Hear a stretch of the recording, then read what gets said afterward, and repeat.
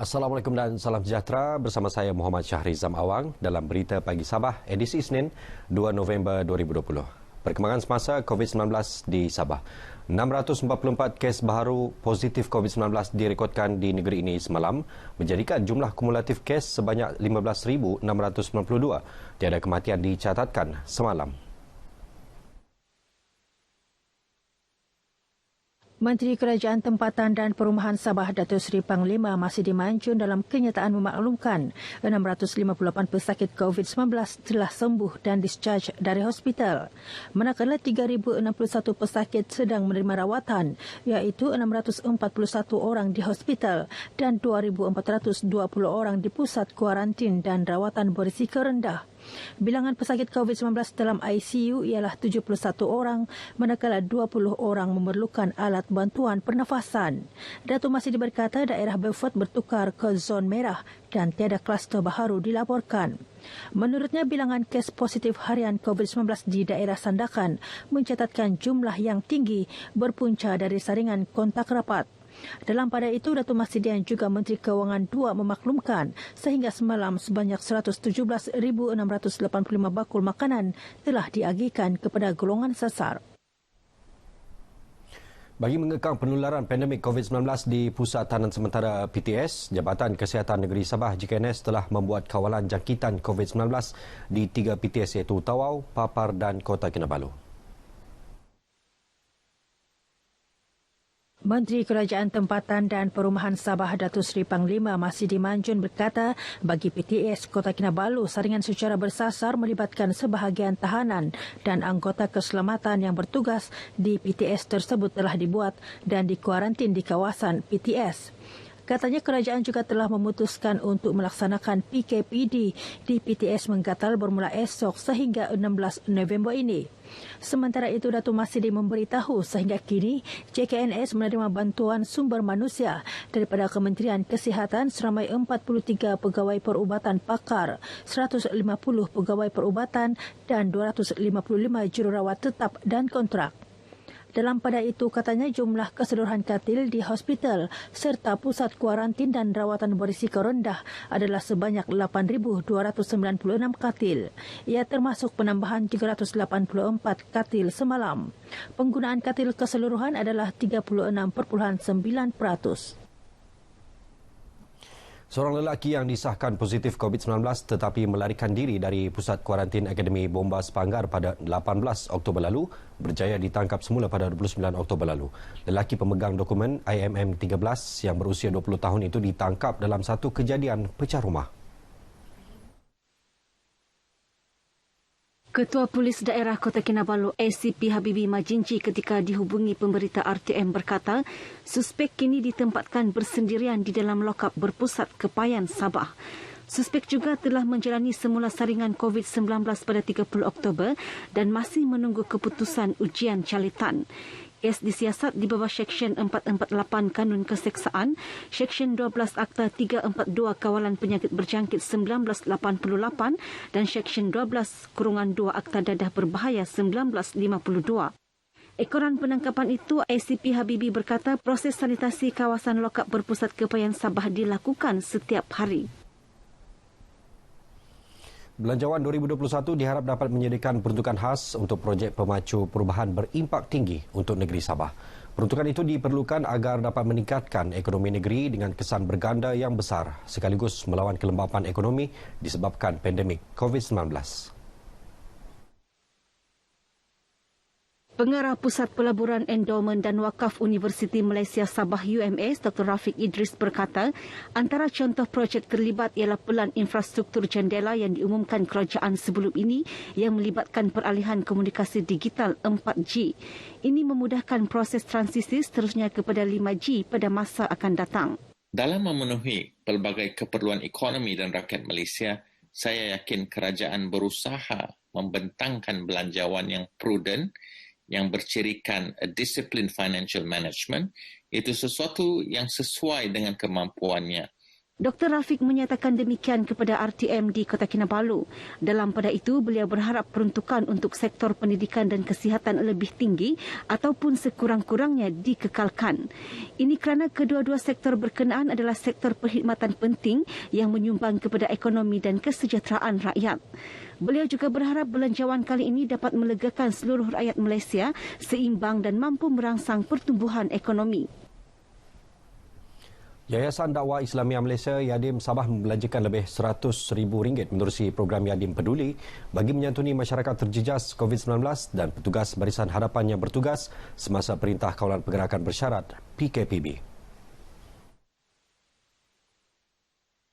Pengarahnya Haji Samin Ongki berkata peruntukan yang disalurkan daripada Jabatan Perdana Menteri itu sedang dilaksanakan secara berperingkat di seluruh Sabah. Inilah sebahagian daripada tanda kami menghargai dedikasi mereka selama ini. Mudah-mudahan sumbangan yang sekecil ini akan memberi motivasi kepada pegawai dan anggota PPM untuk terus berkhidmat dengan cemerlang di negeri Sabah. Haji Samin bercakap kepada pemberita RTM selepas menyerahkan sumbangan berupa air mineral, pelitup separuh muka dan cecair pembasmi kuman kepada pasukan polis marin PPM di Markas Operasi Pangkalan PPM Kota Kinabalu Wilayah 4 Sabah. Menurut beliau, agian sumbangan Yadim kali ini juga diperluas kepada rumah ibadat agama lain sesuai dengan situasi ketika ini yang lebih mengutamakan kesejahteraan rakyat yang memerlukan bantuan. Usaha tersebut akan membolehkan lebih ramai golongan susah dan terkesan akibat COVID-19 dapat dibantu. Yadim Sabah membelanjakan lebih RM250,000 untuk pelaksanaan program Yadim Peduli sejak PKP dikuatkuasakan Mac lalu. Dalam majlis berasingan, Yadim Sabah turut menyantuni petugas Barisan Hadapan menerusi program Musaadah COVID-19. Haji Samin berkata Yadim juga akan membantu petugas Barisan Hadapan yang lain seperti polis, bomba dan Angkatan Pertahanan Awam menerusi agihan sarapan dan makan tengah hari kepada petugas terlibat. 1,200 bungkusan makanan disumbangkan kepada petugas Barisan Hadapan di Kota Kinabalu bagi menghargai pengorbanan mereka yang bertugas dalam memastikan pematuhan prosedur operasi standard Perintah Kawalan Pergerakan Bersyarat PKPB dalam kalangan masyarakat. Pengerusi Masjid Bandaraya Kota Kinabalu, Datuk Abdul Jamal Tun Sakaran berkata, pengorbanan petugas Barisan Hadapan wajar dihargai kerana mereka berjuang menangani jumlah pesakit COVID-19 yang semakin meningkat. Sejak PKP dari bulan Mac lalu, Masjid Bandaraya telah mengambil inisiatif untuk membantu umat masyarakat yang terkesan daripada wabak COVID-19 ini. Hingga setakat ini sudah hampir 10,000 pek makanan, juga makanan bermasak yang kita sampaikan kepada frontliners dan masyarakat yang terkesan daripada wabak ini. Beliau ditemui pemberita RTM dalam majlis perasmian sumbangan bantuan COVID-19 di Masjid Bandaraya Kota Kinabalu.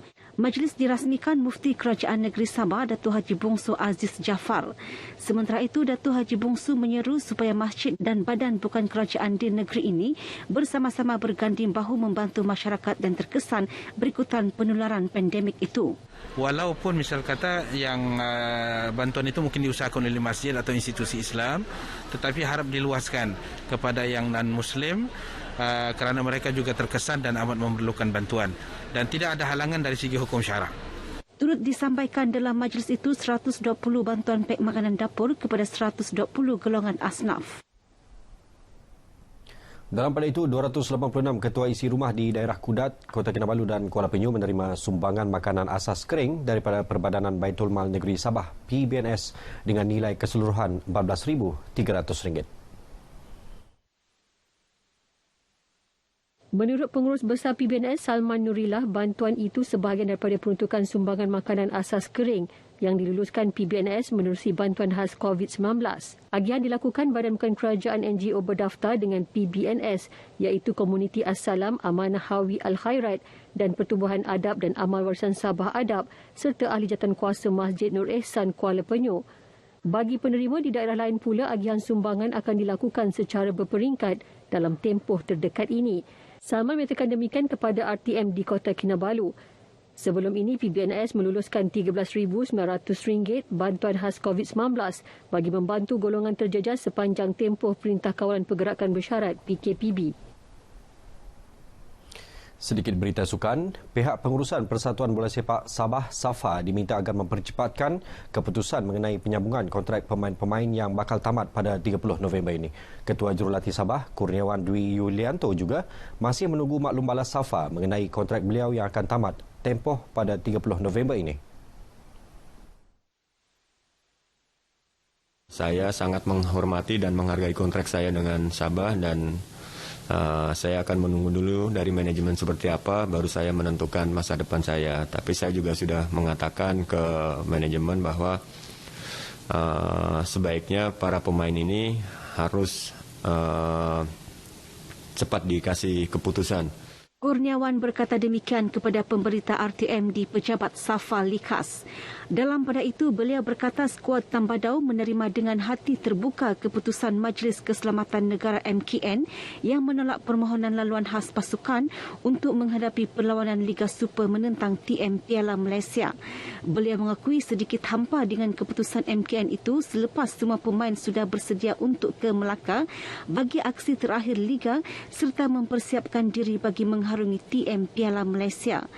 Namun Kurniawan percaya keputusan yang dibuat oleh MKN itu adalah demi mengutamakan keselamatan semua pihak susulan penularan wabak COVID-19 yang masih membimbangkan khususnya di Sabah ketika ini.